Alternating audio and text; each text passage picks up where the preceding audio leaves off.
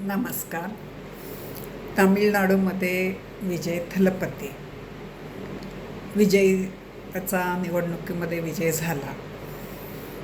अजून त्याने स्वतःला सिद्ध करायचं एक नेता म्हणून. तो एक चांगला अभिनेता म्हणून प्रसिद्ध असेल तर त्याच्या पोस्टरवर लाखो रुपयांचं दूध वाहिलं.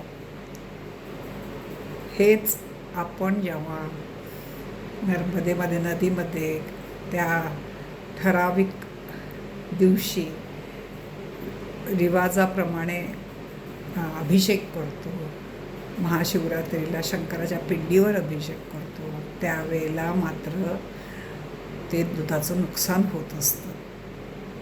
आपण बुरसटलेल्या विचाराचे असतो आणि जेव्हा ते विजयच्या पोस्टरवर घातलं जातं तेव्हा मात्र ते योग्य असतं, पुरोगामी असतं. विजय चर्चमध्ये गुडघ्यावर त्याने गेला आणि त्याने प्रार्थना केली, तर ते मात्र पुरोगामी. नाही, आपले सगळे अंधश्रद्धा, बाकीच्या सगळ्या अंधश्रद्धा. विजयने त्याच्या विजयाच्या वेळेला पूर्ण जिजसचा फोटो घेऊन विजय यात्रा केली. योग्य आहे ना, एकदम परफेक्ट केले त्याने. पण हेच योगीने भगवे कपडे घातले किंवा रामनामाचा जय श्रीरामचा नारा दिला तर मात्र काय असतं, आपण BJPवाले हिंदू हिंदू हिंदू करतात. ही धर्मनिरपेक्षता नाही. येशू ख्रिस्ताचा फोटो घेऊन फिरणं मात्र धर्मनिरपेक्षता. एकदम बरोबर.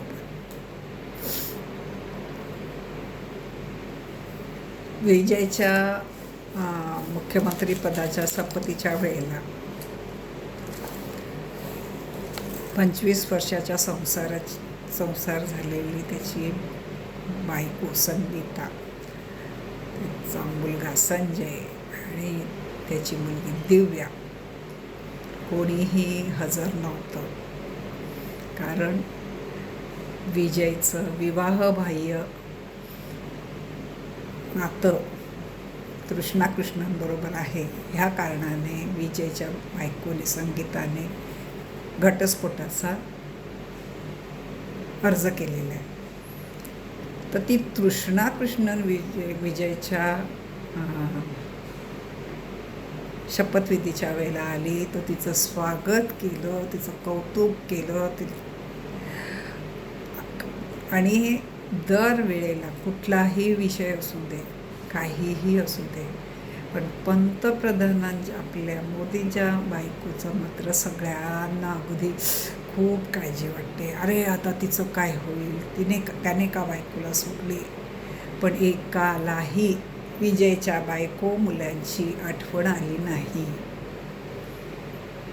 इतकं आपल्या ह्याच्यामध्ये एखाद्या माणसाला बोलायचं म्हणजे किती बोलायचं, कशासाठी बोलायचं, हा धारबंद नसतो.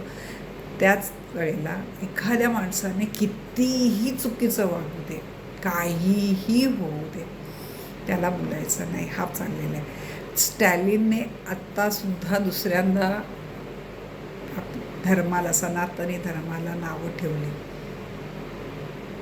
कोणीही विरोध केला नाही, कोणीही नाही. आणि मला वाईट वाटतं ते सर्वसामान्य ख्रिश्चन लोकांनी सुद्धा त्यांना हे नाही, विरोध नाही केला. जसं मुसलमानाचे मौलवी वगैरे आपल्या ह्याच्यासाठी बोलतात, त्याला बाकीचे सो कॉल्ड आम्ही त्यातले नाही म्हणणारे मुसलमान, हर मुसलमान बुरा नाही होता म्हणणारे, जे चूक आहे ते चूक मानायला पुढे येत नाही.